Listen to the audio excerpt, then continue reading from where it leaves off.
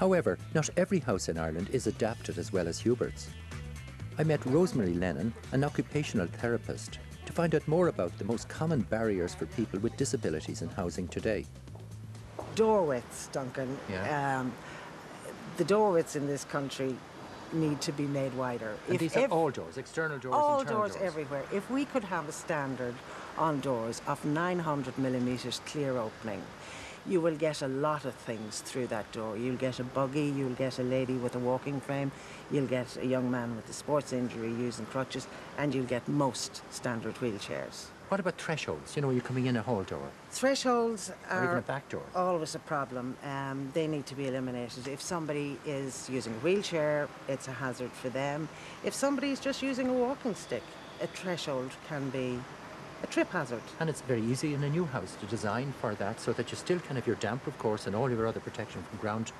But you can have this very, very simple way of making your door accessible, completely level, coming in that whole door. Coming in that door. There are many solutions to this. Yes, ramping is one solution if it has to be up, but there are other ways that you know, Duncan, as an architect, to make sure that every door has a level flow through it. And when you talk about ramps, you know, are ramps typically too steep?